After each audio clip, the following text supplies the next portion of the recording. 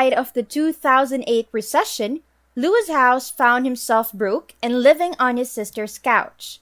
He had a solo football career that ended because of a fracture in 2007.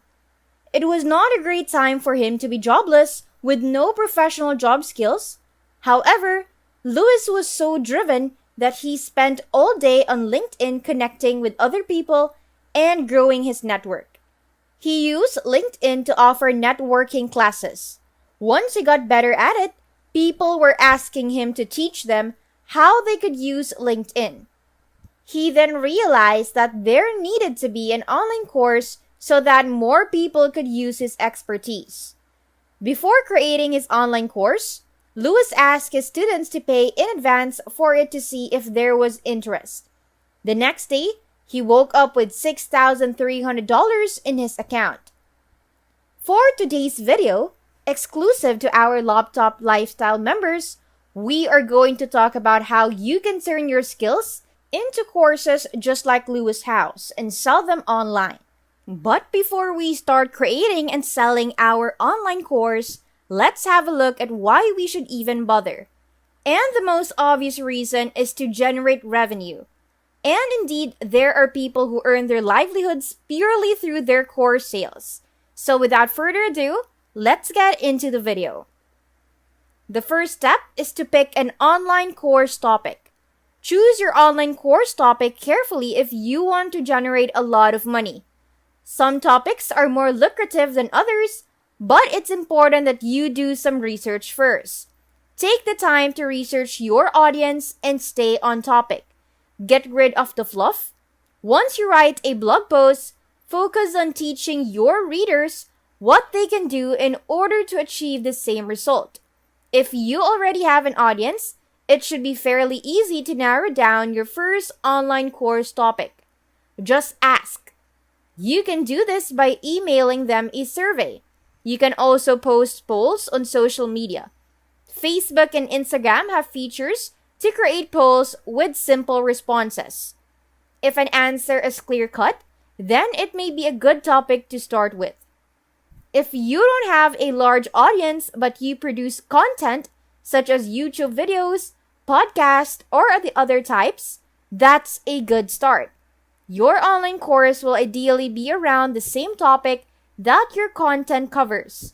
And if you want to enter multiple markets in your industry, start with the most popular one and you can always expand later. But if you think you don't have a content, consider your skills. You might have skills that others find salient and important. If someone has asked for you to help with something in the past, they might want the same information and be willing to pay for it. After picking an online course topic, you have to validate it. Essentially, for every person who starts can create an online course and successfully generate an income from it. There are many other people who have a great topic but never got around to creating a teaching course since they were afraid of failure. The fear of failure holds them back, and this is a valid concern because there are people who have created online courses and once they uploaded them to the web, no one has paid for them. Validate a course by surveying your existing audience. Ask them about the topics they are interested in, and if there are topics you have in mind, ask them if it's a course they would buy. You can begin the survey with a question like, "What's your single biggest professional challenge right now?" With open-ended questions, respondents answer in any way they want. This ensures that respondents answer without being biased by the line of questioning. And if you are worried about who to survey, the use of online and offline networks can help you boost the number of people who can see your survey. You could drop it into your Facebook groups or by asking your customers when they're making purchases of other products. You may also want to consider pre-selling your online course. Pre-selling proves demand and generates revenue before the actual launch. It helps motivate creators to complete their courses with customers waiting. To do this, you can reach out to 50 people who had already taken the previous survey and liked it. You can email them and ask if they were willing to look at a one-page description of your course and give feedback. An easy way to validate a product is by releasing it to a small subset of your target audience. You don't need to promote it to everyone. If you hit 10 sales within the first week, consider it valid and move on to the next step. If not, refund the customer and go back to step 1. People are comfortable with pre-purchasing content after the success of Kickstarter and Indiegogo. To incentivize your first few buyers, you can offer your course at an early bird price. After the pre-sale experiment, you can send out another email to broader audience. For example, you can open up 40 spots in a special pilot course on becoming a recognized expert that would consist of 6 live webinars over the course of 5 weeks. It is a better deal for users because they can provide feedback about the course and will get to speak with the instructor at a reduced price when it officially launches. Once you have put the time into creating your online course, invest more time in it after validation. Launching a pilot course will let you put minimal effort into creating your online course before investing more time in it. The primary goal of creating a pilot course is to prove people are willing to pay for your product and to get feedback from your students. As you gather questions from your students, you can improve your product by changing the content or adding new training modules and videos. The starting price for your online course is a pilot course. You should charge less for the first set of students to enroll in order to get feedback. As you make improvements and add more content to the course based on student feedback, you can increase the price accordingly. Once you have determined the topics that people want to learn about, it's time to create the content that they want. The main element of an online course is a series of videos. You can also use other types of media like images, sound shots, and PDFs to make your online course more interesting. Videos are a crucial part of creating an educational course. You can either record yourself in front of a camera or record a screencast of you visibly demonstrating the process on your computer and talking the entire time. The type of video you produced will depend on what you are teaching. For example, if you teach yoga, then a camera will be necessary. However, if teaching Excel to people, they will need to see your screen. Let us start by making sure we have the right tools. The most important tool is your computer, but you also need to make sure that it has a camera and a microphone. If it has those things, then you are good to create an online course. But before you start recording your video, you should plan out the format of your course and create a curriculum.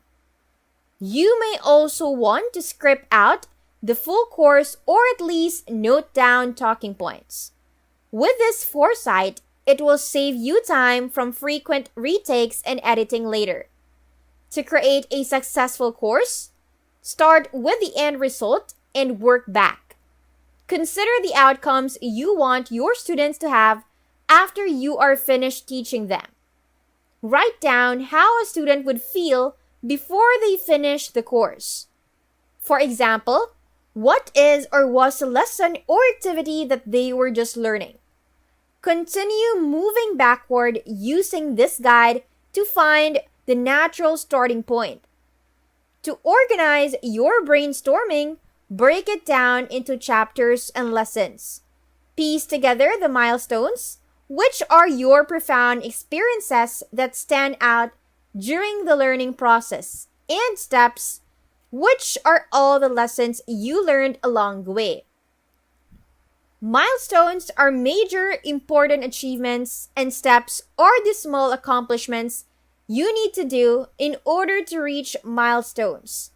Determine the major accomplishments your student will achieve when getting through the course. Next, you should sort your steps under milestones. This might seem like a complicated stage in the process, but this step can tell you if there is any problem with how you are structuring your course. If you ever get stuck, think about how you learned the subject matter and what steps you did first. What was something that was on your mind afterward? Lastly, we need to make sure that our curriculum is not unnecessarily long. Get rid of anything that will not be useful in the foreseeable future, or anything that is unnecessary for your students.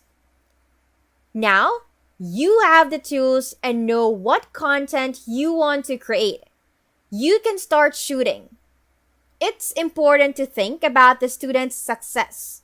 It may be hard to keep students interested if they have purchased an online course but don't finish it for one of a number of reasons. We will cover ways to keep the student engaged later in this blog post, but it's important you know engaging and exciting content will go a long way toward keeping their interest. So, for each video you create, make sure it has all three of the following. One is highly useful or educational content, the next is entertainment, and the third is that it inspires action so that students convert theory into results. When creating an online course, your goal should be to create the best course about that specific topic. To do so, do some research to find out what all you are competing against. When researching competing pieces of content, search for gaps or an opportunity to cover the same topic from a different angle. Your content needs to be different from those of your competitors in some way in order to stand out. Provide as much information about your topic as you can, but don't overwhelm your audience with too much of the same repeated information. If your video gets too long, split it up into segments so that your audience can process what you are saying. You don't have to produce an entire show, but there are some principles that you can borrow from them in order to keep your students engaged. You can start your lessons with a hook or a bold promise of what's to come. You can also evoke an emotional response, as most people won't remember what you say, but they will always remember how you made them feel. You can also tell a story. The more you tell stories that your customers can relate to, the more likely they are to engage with your content. Finally, you should be yourself. If you are naturally funny, don't stop that because your topic is serious. Likewise, don't force yourself to just be funny either. By being true in your video and focusing on who you are, your students will connect better with you. But no matter how informative or engaging your content is, if students don't actually do anything with it, they won't get results.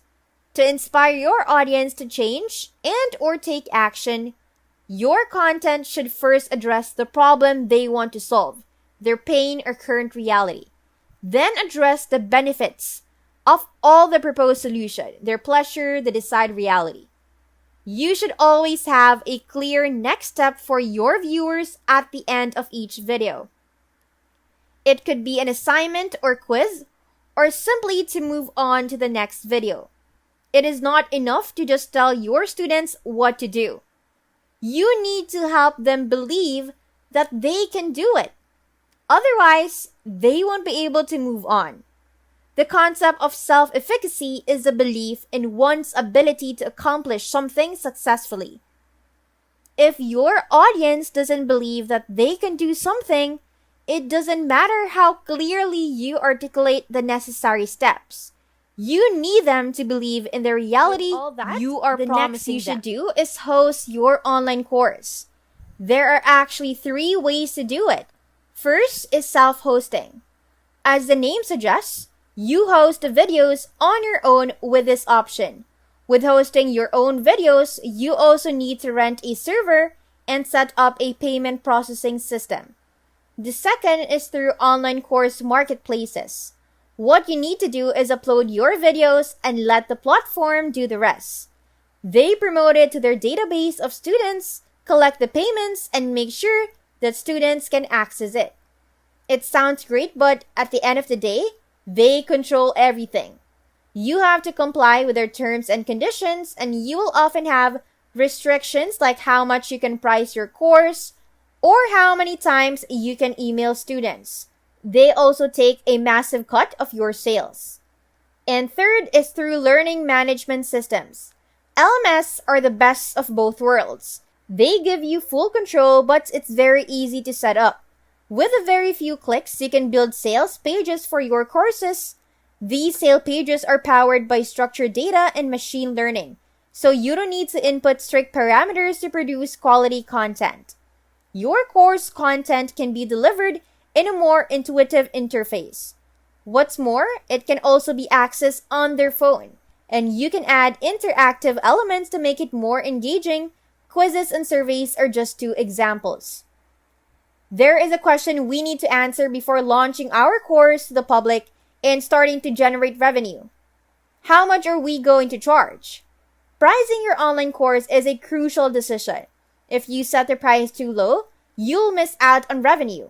But if you set the price too high, no one will buy it. In addition to the price of your course, the price has many impacts on your online course business, including marketing, students you attract, and what supports you can provide to students. Two common business models are one-time and recurring or membership model. With the one-time model, students typically pay upfront or in installments to gain unlimited access to your course. Unlike a one-time purchase, subscription memberships have a set monthly fee. With a membership model, if a customer decides to cancel their subscription, they lose access to any of the courses you offer. Another innovative model is a hybrid. Most people are able to pay for a one-time course with progressively more expensive installments for mentoring or coaching. You can choose which model to use by answering the question of if you're going to produce content consistently or just have one big sale. If you'll be producing content consistently, then try a membership model. If you won't, then use a one-time model. When designing your course, it's worth spending some time thinking about the price. But if you feel unsure, just pick a price that you feel is affordable but is not too low. And just start with that. You can get in touch with a few people to ask what they think is a good price for your online course. Right now, there are people out there that would be interested in what you teach. There may be other online classes on the same topic, but yours is original because of your perspective. There you have our laptop lifestyle video for today. Don't forget to subscribe to our channel, click the notification bell, and like this video. If you think that we have delivered value, please share this video with one person. Just one share is enough for us for you to show your appreciation for the commitment and hard work we all put together in creating this video that teaches and helps you on your mission of building your own fortune. And you don't know that one share could go a long way. And keep in mind that no matter how many times you are going to watch this video, you won't see any results unless you take action. Goodbye and see you on the next one.